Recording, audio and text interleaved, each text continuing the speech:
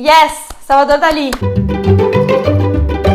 Olá e sejam bem-vindos a esses 50 fatos que vocês escolheram! Salvador Dalí. Salvador Felipe Jacinto Dalí e Domènech nasceu em Figueres, na Espanha, em 11 de maio de 1904. Um taurino. Ele foi o segundo filho de Salvador Dalí Cusi e Felipa Domènech Ferres. O nascimento dele já é uma história, porque ele recebeu o mesmo nome do irmão que tinha morrido 9 meses antes dele nascer, bem pequenininho, tinha uns quase 2 anos. E a família deu o mesmo nome para o Salvador e ele passou a vida meio que assombrado pela memória desse irmão, porque a família lembrava muito dele e o próprio Dalí escreveu que o irmão era uma própria versão dele mais absoluta, enquanto ele era a versão viável.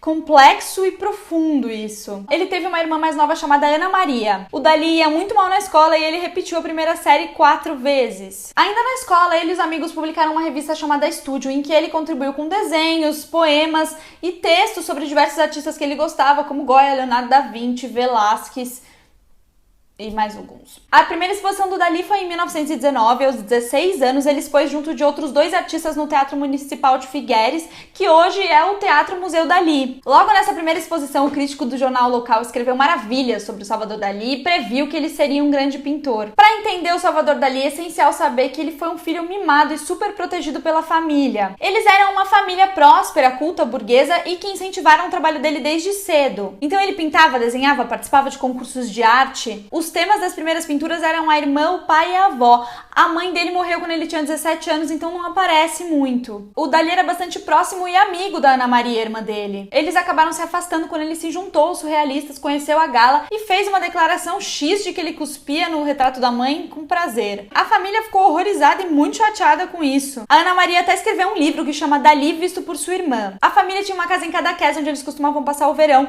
e que inspirou as primeiras paisagens do Salvador Dalí. Aliás, foi uma paisagem que ficou com ele a vida inteira e inspirou muitos trabalhos. Salvador Dalí entrou para a Academia Real de Belas Artes de São Fernando, em Madrid, em 1922. Na residência de estudantes da Academia de Belas Artes, ele conheceu o Luis Buñuel, o Federico García Lorca, entre outros. O Dalí foi expulso durante um ano da academia, acusado de liderar protestos de estudantes. Ele voltou no ano seguinte. O Federico García Lorca escreveu Ode a Salvador Dalí na revista Ocidente. Eles eram muito amigos, compartilhavam ideias e tem um filme chamado Little Ashes que aborda uma suposta relação amorosa entre o Lorca e o Dalí, que é interpretado pelo Robert Pattinson. Em 1926, o Dalí viajou para Paris e conheceu o Picasso em pessoa e, óbvio, ficou fascinado com o trabalho dele, que ele já era um grande admirador. A Tela O Mel é Mais Doce que o Sangue, exibida em 1927, mostra os primeiros sinais da influência surrealista e antecipa alguns elementos que vão ser recorrentes na obra do Dalí. Em 28, o Dalí assina um manifesto que ficou conhecido como Manifesto Amarelo, que tinha influências futuristas e que foi muito lido na Espanha. Seguindo a linha de pensamento do manifesto, ele deu uma palestra defendendo que o bairro gótico de Barcelona deveria ser demolido para dar espaço para construções de concreto, que a dança regional da Catalunha tinha que ser abolida,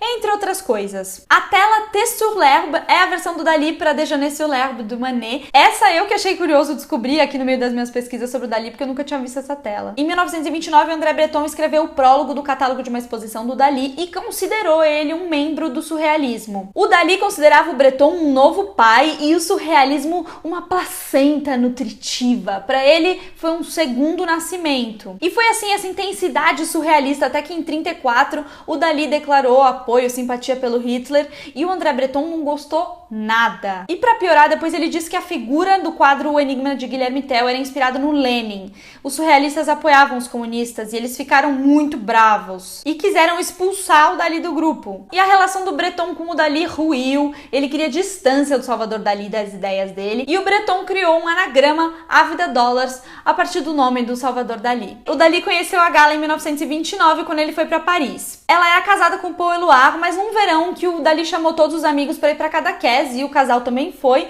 eles se apaixonaram e ficaram juntos pro resto da vida. A Gala era a musa inspiradora do Dalí. E mais do que isso, ela era uma colaboradora marchã, cuidava das finanças do casal, era uma mulher culta, se envolvia nas discussões do surrealismo. Segundo o Dalí, ela construiu todo o sucesso da vida dele. O Salvador Dalí tinha fobia de gafanhoto. O Grande Masturbador e o Jogo Lúgubre foram pintados quando a Gala tinha voltado para Paris Então, aparentemente, a masturbação era um tema real na vida do Dalí naquele momento. O Dalí era obcecado pelo quadro Ângelus do Millet. Ele achava o conteúdo perturbador e enigmático e ele insistia que entre o casal tinha um caixão com o filho deles que tinha morrido. Ele usou esse quadro como referência para várias obras dele. Uma das imagens mais associadas ao trabalho do Dalí é o relógio derretendo, que foi pintado a primeira vez em 1931 no quadro A Persistência da Memória. O relógio foi inspirado em um queijo camembert derretendo em uma noite em que o Dalí estava com dor de cabeça, não quis ir ao cinema, os amigos tinham ido jantar, o queijo derreteu, daí ele saiu, foi pro estúdio, ficou inspirado e pintou o relógio, e a Gala voltou e adorou,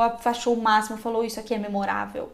Deu pra entender a história? Não, né? Imagens de comida aparecem com frequência nos quadros do Salvador Dalí, como ovos fritos, copos, pratos, talheres e o pão, que foi um dos primeiros que apareceu e persistiu. O Dalí era fascinado pelos pensamentos do Freud e conheceu ele pessoalmente em Londres em 1938. Durante essa visita ele ficou fazendo uns retratos do Freud. O Freud parece que ficava olhando meio curioso pro Dalí e disse: eu nunca vi um exemplo mais completo de espanhol, ele é um fanático. O Dalí adorava pintar imagens duplas, como o quadro A Imagem Desaparece. Aqui a gente consegue ver uma mulher lendo em referência a um quadro do Vermeer e ao mesmo tempo é um retrato do Velázquez. O Dalí adorava cinema e fez diversos projetos durante a sua carreira, mas as maiores contribuições foram os filmes que ele fez com o amigo Luis Buñuel, que são O Cão Andaluz e L'Âge d'Or. O Cão Andaluz tem aquela cena cortando o olho, que eles usaram um olho de bezerro. Eu não consigo nunca, de jeito nenhum, olhar para aquilo. E o L'Âge d'Or foi um escândalo quando lançaram em Paris e a prefeitura acabou proibindo a exibição do filme. Mas o Buñuel e o Dalí tiveram vários desentendimentos durante o processo. O Buñuel não queria colocar o nome do Dalí nos créditos e aí acabou a parceria dos dois. Em 1940, com Paris ocupada pelos alemães, o Salvador Dalí e a Gala foram viver nos Estados Unidos e ficaram até 1948. O filme Quando Fala o Coração, do Hitchcock, de 1945, tem uma sequência de sonho criada pelo Dalí. O Dalí era um leitor voraz e a escrita foi parte essencial da sua obra, acompanhando a pintura e a evolução das suas ideias. Ele escreveu para diversas revistas, além de textos surrealistas, poemas e livros, muitos livros. Entre eles, o livro surrealista La Femme Visible e a autobiografia A Vida Secreta de Salvador Dalí. O Dalí desenhou vários cenários para teatro e balés. Ele também desenhou sua própria coleção de joias. Aos 44 anos, ele anunciou que tinha decidido finalmente começar sua grande obra-prima, se referindo à Leda Atômica, em que a Gala foi o modelo que ele se inspirou nas proporções renascentistas. O Dalí colaborou por 37 anos com o fotógrafo Philip Haussmann e eles fizeram fotos incríveis juntos. E o Haussmann diz que a criação mais surrealista do Dalí é ele mesmo. O Salvador Dalí comprou um castelo pra Gala, o Castelo Pubol. Ela gostava da privacidade dela e disse que ele só poderia entrar com autorização escrita dela mesma. A Gala morreu em 1982, deixando o Dalí muito, muito triste. Ele continuou morando no castelo até que aconteceu um incêndio no quarto dele e que pode ter sido uma tentativa de suicídio. Salvador Dalí morreu em 23 de janeiro de 1989. O bigode do Dalí é inspirado no bigode do Velázquez. Ele tinha uma jaguatirica chamada Babu que viajava com ele para todos os lugares e tinha uma vida assim de luxos. O Andy Warhol fez um filme em 66 que mostra o Dalí visitando a The Factory e conhecendo a banda Velvet Underground. 50 fatos! Acabou! Acabou! O que vocês acharam disso tudo? Comentários. E quem é a nossa próxima estrela dos 50 fatos? Você decide. Se inscreve aqui no canal, dá um like no vídeo e vamos falando. Beijo, tchau!